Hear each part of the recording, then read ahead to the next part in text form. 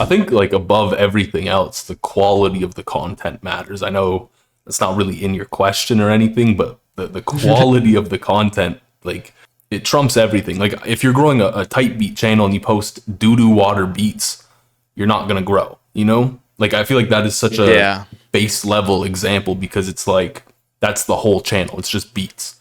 If it's like videos you're posting shorts or you're posting like full length videos, you got to get people engaged. You got to make it something that people actually want to watch or listen to for it to be good content. You know, like good content gives more success than bad content. Yeah. No matter how consistent you are or if it's a new channel or whatever else, like if you change the title around, etc.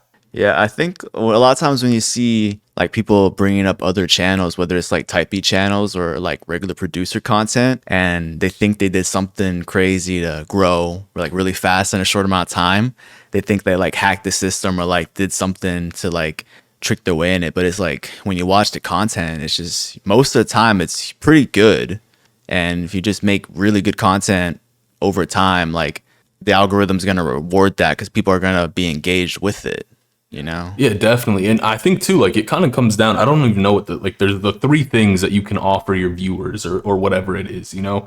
I know it's like humor, information, there's something else in there. But offering like for me at least, I was offering information at the very beginning, added in a little bit more, but like that's kind of what I imagine made my content engaging or just enjoyable for some people to watch. And I think like if it's being translated to like a tight beat channel, you got to offer good beats. You know what I mean? Yeah. Like stuff that people could actually rap on.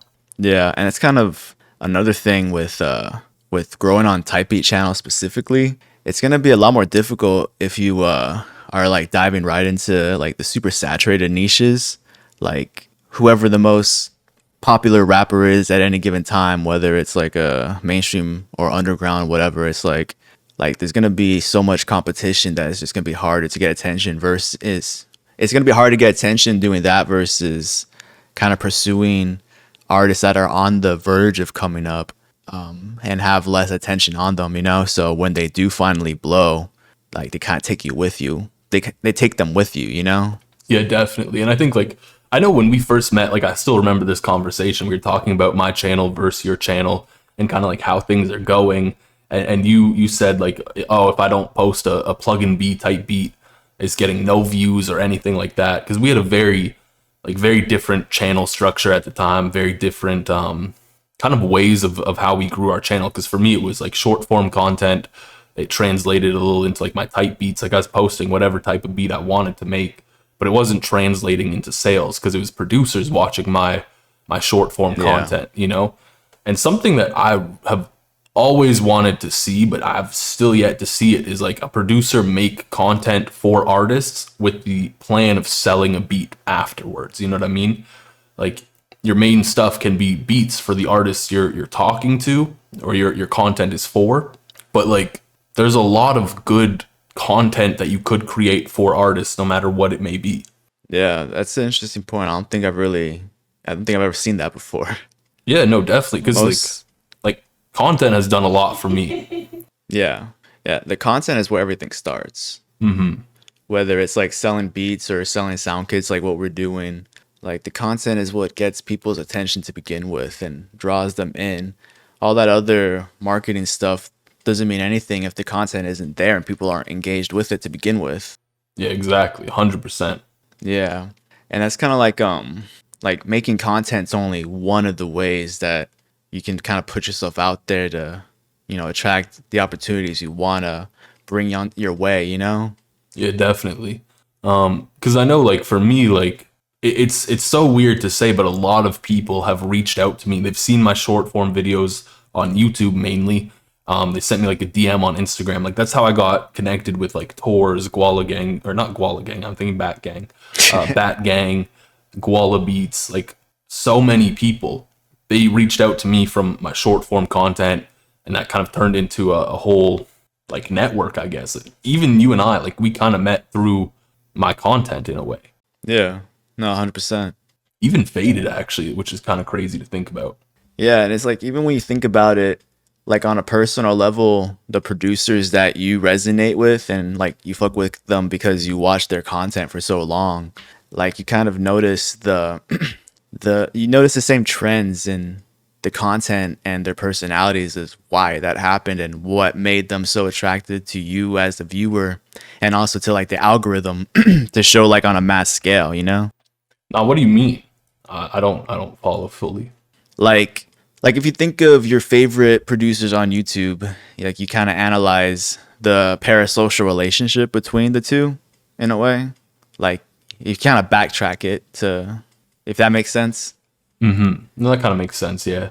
Yeah, it's kind of like the like in marketing when you're thinking through the customer perspective, like the user experience. Yeah.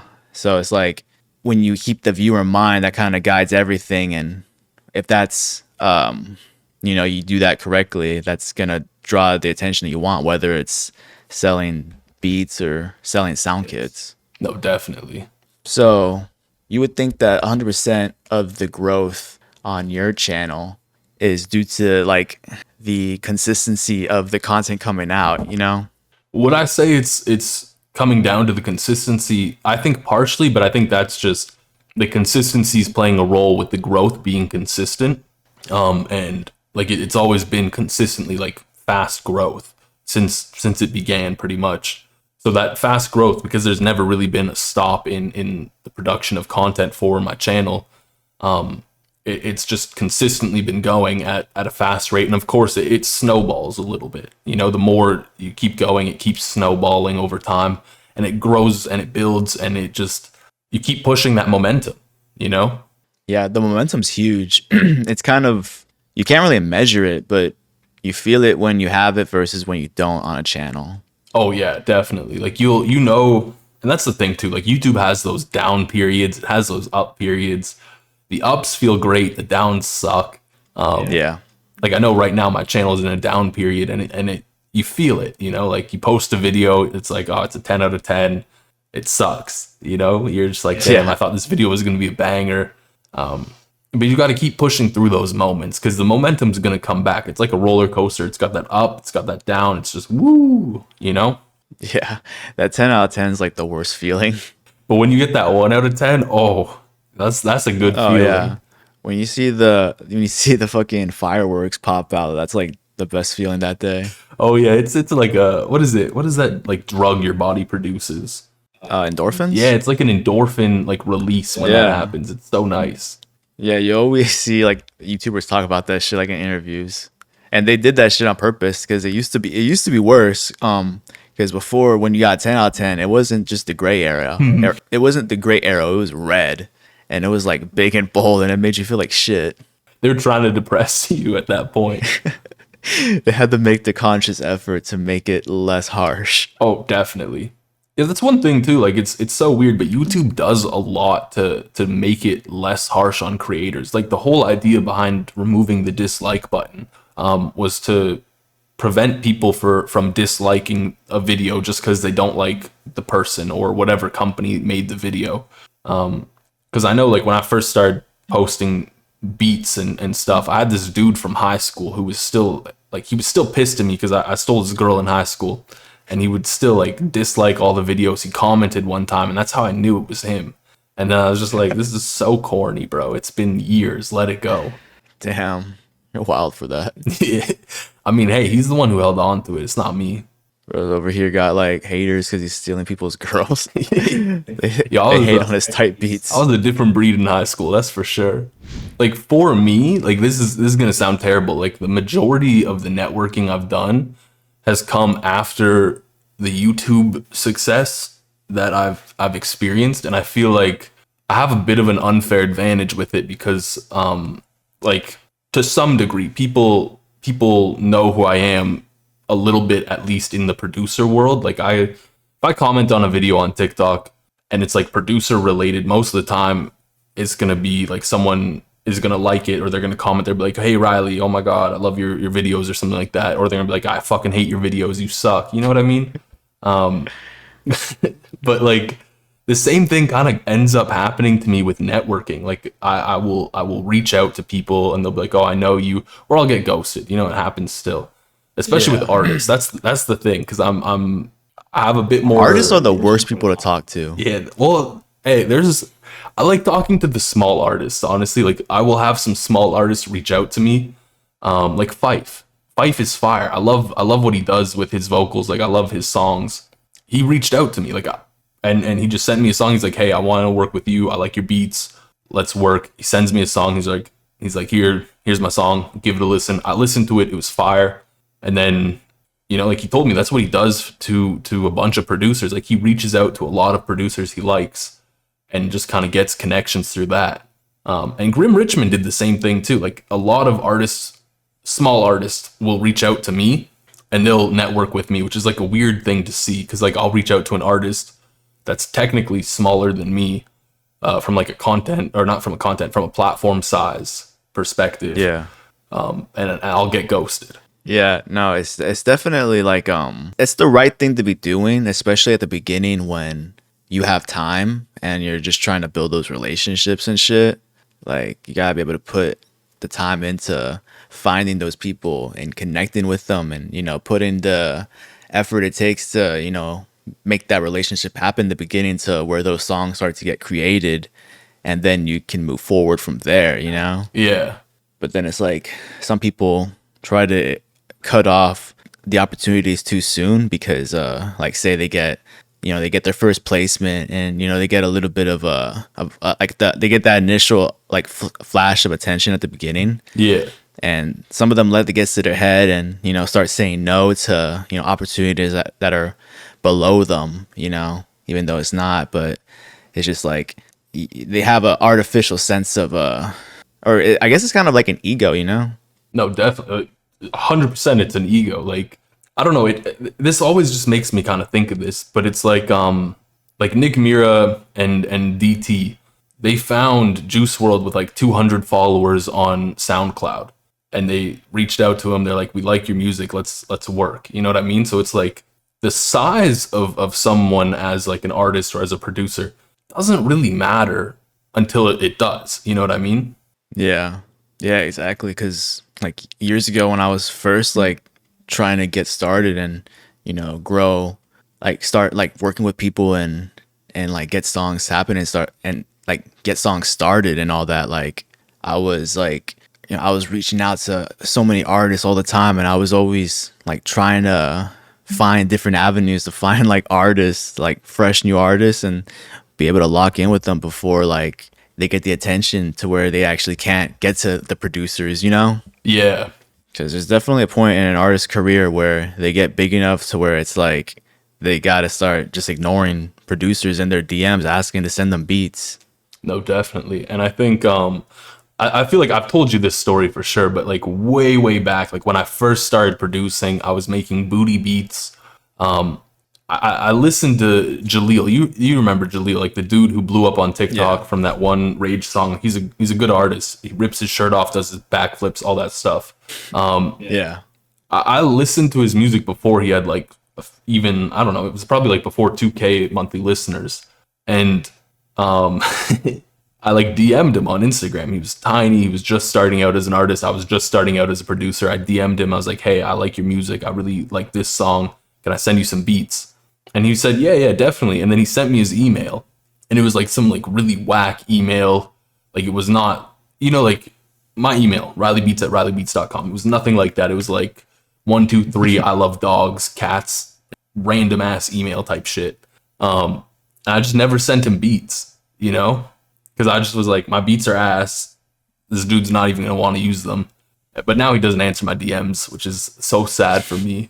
Yeah, it's like I remember I fumbled like hella opportunities when I was first starting to like reach out and shit. Like I used to like, I got Comethazine's email from his story one time, and I would like send him shit, and he like messaged me back one time and said that he was in the studio recording to it, and like he like sent videos of it and shit, and like I was like, oh shit, like that's crazy, like that's the first time like a rapper of like that's kind of big like ever like acknowledged me, or let alone recorded on my beats.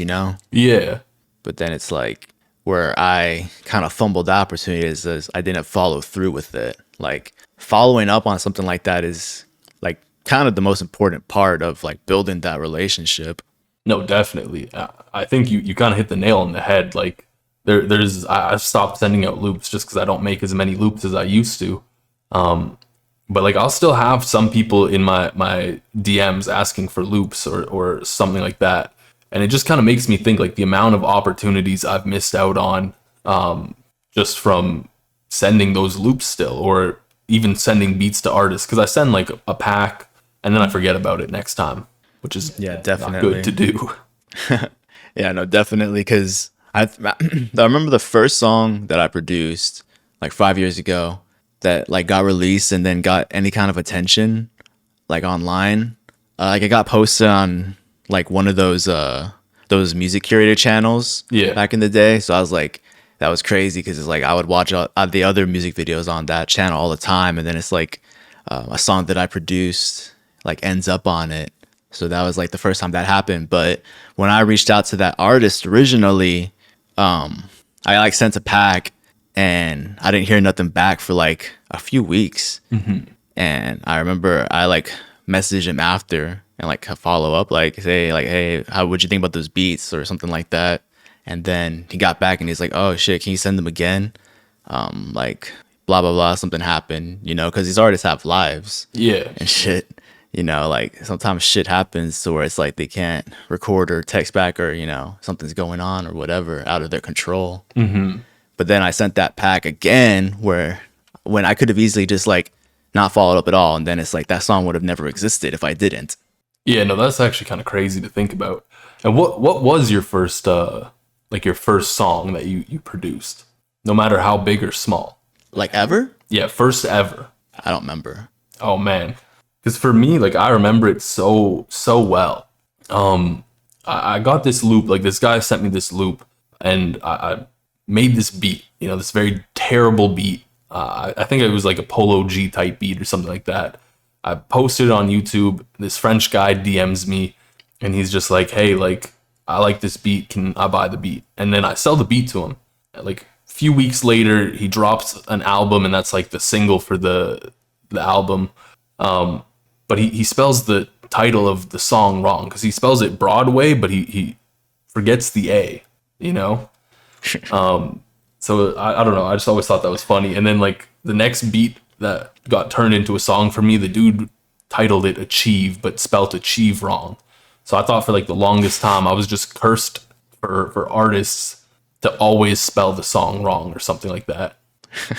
Bro, I know every producer that posts beats on YouTube does a thing where they go on SoundCloud and type in prod, their producer name. I know they do it regularly because I do it too, to listen to all the new songs and shit. Yeah. No, And sometimes you see some wild stuff. yeah, you see some things you don't want to hear. Yeah, you sometimes you go on there and you listen to what people make on your music, and you're like, why do I do this? Like, what am I doing? You hear some of the songs, it's like, is this what my life has come to? No, I've had someone like this happen. I forget when I reached out to them and asked them to take it down because I was like, this is not me, you know? Like they put Prod Riley beats on it, and I was like, this is not my beat. I didn't never. Oh my touch god, that's this the beat. worst. It was the it was worst. so random. That's the worst when they credit you on a beat you didn't make. And then the beat And just it's the sucks worst sounding ass. thing. Yeah. The worst fucking beat you ever heard. The fucking voice tag is like the Microsoft Windows female text to speech. Like the worst thing ever. Yeah, it's terrible. Yeah, like going through the songs on SoundCloud and stuff like that. It's a good way to find artists to try and reach out to though, because it makes reaching out to them a lot easier because they already know who you are.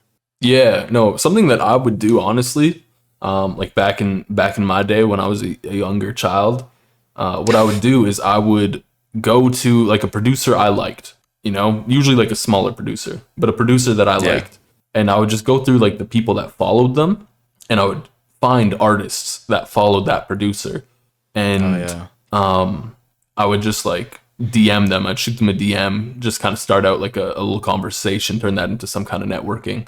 Yeah, that's like the fundamentals of like trying to get placements and shit. Oh, definitely. Like, yeah. Like the biggest, if I have anything to regret from like my first years of like pursuing producing, like it's not doing that enough. No, Like definitely. you could always be doing more outreach, you know, especially if you're trying to like really, you know, make something happen and, you know, advance your career. Like you can never do too much outreach. Yeah, it's like for me when I was doing it, like I did it for like maybe a week straight. I found I was getting tired. I was on my phone all the time, like talking to artists, and then after a bit, I was just like, I can't do this every single day of my life. Like I gotta live my life as opposed to just constantly talking to all of these people that I don't know. Yeah, you definitely got to find the balance. Yeah, that's the tricky part for sure. That's always a good feeling though, like when you are like talking to someone like that and they're on the same wavelength where it's kind of like valuing each other's time in that way, while still allowing like that personal relationship, you know? Yeah, no, definitely. Like I know, like because back then I was trying to sell beats more than I was trying to get a placement or anything. Like I know, like from that 1 week of doing it, I think I sold like maybe $100 of beats to some of the people I was talking to. You know, so it's like if you keep it up, you keep it going, and you do it well, it can make a lot of money. Yeah, I remember I was like the Kyle Beats method back in the day. The Kyle I Beats remember method. he made that video like years ago, like saying how like he used to like drive Uber and shit and just message artists to like sell beats. I Yeah, always wanted to try doing something like that, but I never got like that crazy into it. Plus, it's always easier for me. Like, if I want to message an artist and try and work with them, like I'm always doing that in the way of collaboration. You know, sorry, I'm still thinking about Kyle Beats driving Uber. I'm terribly sorry, but it's just you ain't seen that video? I didn't see that video, but I could imagine him driving an Uber, like being an Uber That driver. probably. When did you start making beats? Oh, like 2020 roughly. Oh yeah, that video came out before then. Yeah, I would watch because for me, I started off as a terrible rapper. I would watch producer videos, you know, like which I don't understand why. Like I would watch producer videos more than I guess rapper videos. I don't even know if there are rapper videos. There are, Are they terrible? but I mean, I guess it depends. I'm not a rapper, so I'm not like deep into that content. But the bigger guys are a little bit cringe sometimes if I'm thinking of some people. But I don't know. I don't really watch that content. Yeah, I think a big part in why your channel grew so fast is because you kind of like it's easy to tap in with the character yeah. of you know. Well, I Like, think too it's- it plays a role in growing a community, and like I still think this is crazy, but up until like 40,000 subscribers, I would respond to every single goddamn comment, every single one, you know, and like all of that combined kind of grew the community, I guess. Like I could go into a public producer chat setting, like TikTok comments, like I said earlier, and I can just be like, oh, Nick Mira started out with his bass notes, GOAT, and I'll get like 10 people making the same meme under that comment or something like that. producers are so easy to to manipulate that on Twitter or social media. You just gotta meme it, bro. Yeah, you just gotta tweet something like using loops is cheating still in 2023. Yeah, that's peak producer Twitter right there. It's like the sound geyser meme though. Like it's not even funny. It's like one click and it's perfect. That was funny. clicks and though. it's perfect. Definitely, that was. We should keep that. But- 2 clicks and it's perfect meme staying forever. By the way. Because it's perfect branding. Oh yeah. Like in the Heat video I just made, it's called haven't sold your first beat yet, do these 3 steps now. Like something like that. Yeah. Like it's basically just like 3 steps, and the first step is build the brand. And like when I say build a brand, it doesn't mean just like have a logo and like channel artwork you buy from fucking Fiverr for $20. Like that's not your brand. Yeah, no, 100%. Like, I don't know. I got a comment today, actually. Someone was like, change your profile picture. I feel like at this point, my profile picture, it goes hand in hand with my brand. I'm spitting bars out Yeah. here. Just like, because it's kind of memey. Like, it looks a little bit like a joke. Obviously, I do take music seriously, but at the same time, like, you can take something serious and have fun with it. Still have fun with it. Yeah, exactly. Like Yeah. I know we have like preset supply meetings every week, and we spend a good amount of time making jokes for sure. Yeah, because it's like, especially if you do this shit for like a long time, like you gotta keep it interesting. Yeah, definitely. I'm thinking about like the preset supply group chat too. We got it's mostly memes. Because it's just like, I feel like we're just like all like super heavily tapped into the producer culture online, where it's just like that general understanding. Yeah. Like you just look at another producer and just be like, 2 clicks, and No, they're like, and it's perfect. if someone doesn't know 2 clicks, they're not a producer. They're not in deep enough. They're not. We can't collab. They've been producing for like 2 months at that point. They haven't even found Reddit drum kits. Oh man, once you find Reddit drum kits, like it's like in anime, like when they have like their transformation, like Goku turns into like Super Goku or whatever. I've never watched Dragon Ball, but that's like you find r/drum kits.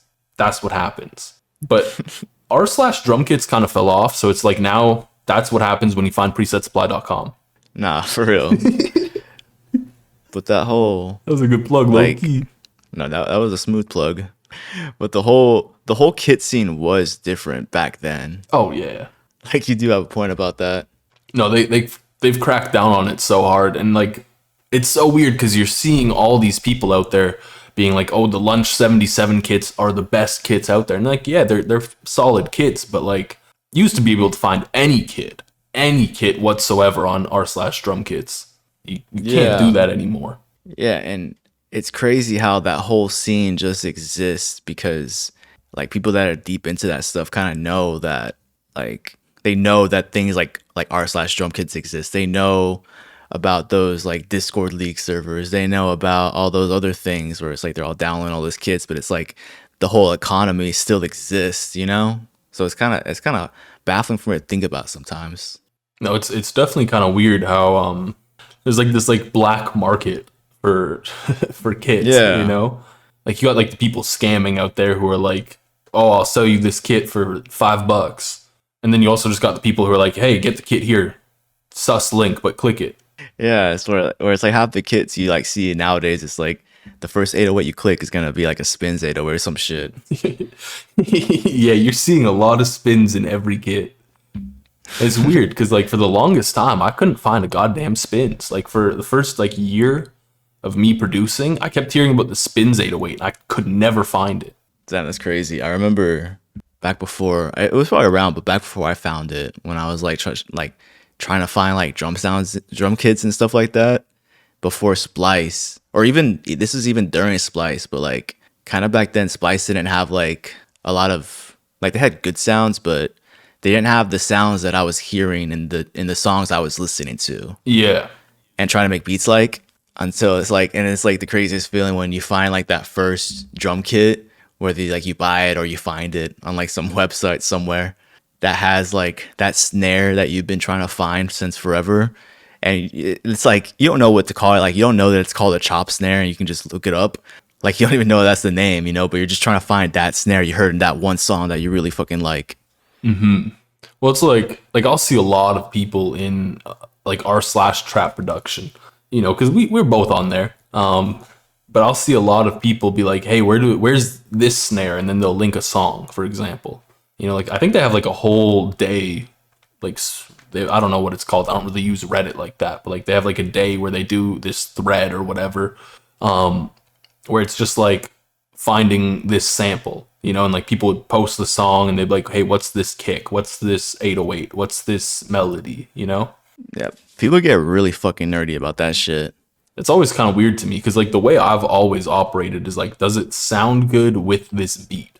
You know? Yeah.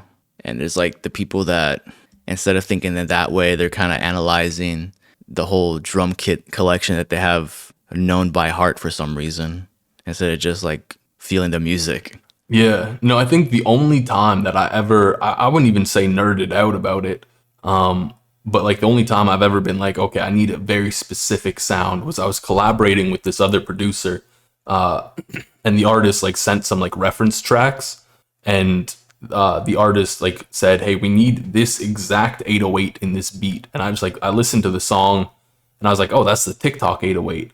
The other producer I was working with had no idea what the TikTok 808 is. So I pulled up the TikTok 808 and we made some beats.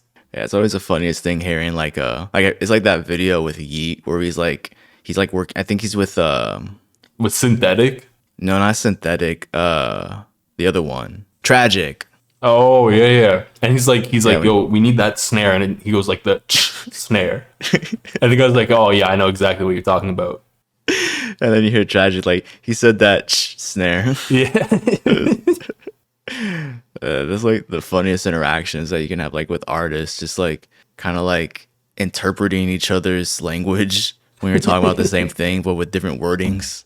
No, definitely, because I'll be talking to an artist and they'll like send me a beat back and they'll be like, oh, like I did this and this, and I'm like, I don't understand anything of what you're saying, but sounds good. Keep it up, man.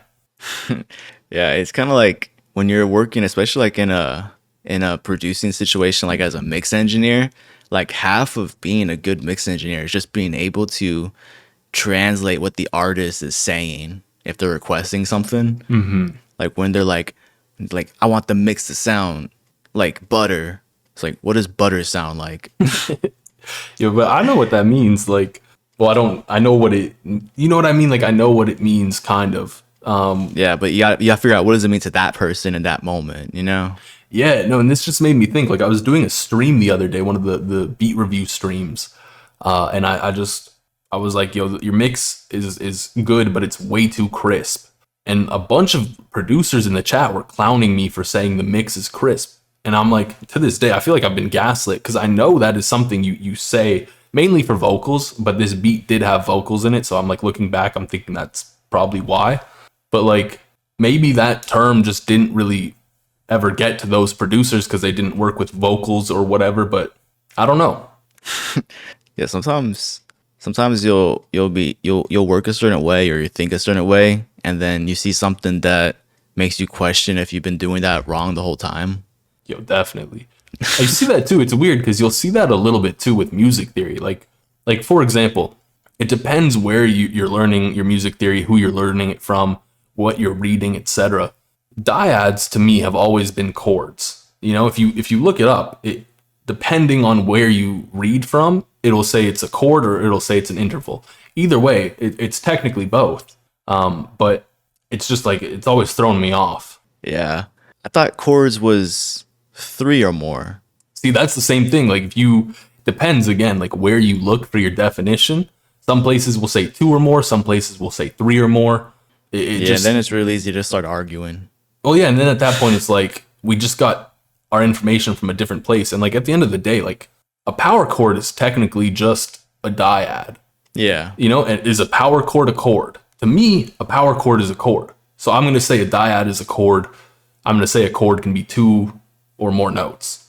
yeah. I remember, especially when I was a younger producer, like I would pay way more attention to stuff like that online, especially the conversations. You know, like the Twitter threads or the Reddit threads, following stuff like that, and then like I would like think, like how I said earlier, like I'm doing something wrong or, you know, start overthinking something. But it's like the longer I produce, you know, especially after doing it full time, the more I just get settled into certain ways where it's just like that part of my brain just turned off. And it's just like, if it sounds good, it's good. I don't care how we got there. No, exactly. Like I know a lot of the times, like when I'm doing my shorts for like breaking down the melody, I'm like looking at it and I'm just like, I got less than a minute to explain this. And in my head, when I was making it, I was just like, this sounds good. I'm going to keep it. You know what I mean? Like, it's so weird to do the shorts sometimes just because it's just like, I don't even know how to explain it at this point. Yeah, exactly. And I think that would, not having that system, even if like not even a system where it's like written out and stuff, but even just a system where it's memorized in your head, like how you do things, you know, like your structure and stuff for your content. If you have something like that, it lets you be able to scale that up instead of just relying on stuff like motivation or, you know, that energy in the moment that it's not always replicable. Yeah, no, definitely. And it's like I know all my shorts, I'm like, start out with your bass notes. I don't Yeah. genuinely start out with my bass notes every time. Like I know what I'm going to be doing. Like if I open up my DAW, go into the piano roll and I know I'm going to be doing like a 1-6-3-7 progression or some shit like that. I'm not starting out with So my you bass don't notes. start with the bass notes. At that point, I'm just like, okay, I already know what my chords are going to be. I'm just throwing the whole chord in at this point. You know, It's just in confirmed. He's a whole liar. I am. But it's like, He does okay, not listen, start off with the bass notes. the idea behind starting out with the bass notes is that like if you're just building something, you don't really know what you're going for. Because for me, that's kind of how this is going back to YouTube, but this is how it all kind of started. I watched this one video where this guy was like, hey, if you don't know how to make melodies and you're just like don't have any ideas, here's how to make a melody. And bro was like, start out with some bass notes, make some chords, add some filler notes, put in a top line. There, you got a melody. And I was like, holy shit, like that changed my production, just breaking it down in that process. And Yeah. like I leveled up so dramatically. Like I still kind of sucked when I posted my first short. Like there were some booty melodies I posted. And I still get comments on them and I'm like, damn, like I wish I didn't post this. But like, I don't know, like it's just like that is a good process, or at least it's a good process for me, you know? And it's also like you can kind of hear how the bass notes are going to sound together, and you can kind of get that already, like that idea of what you're doing.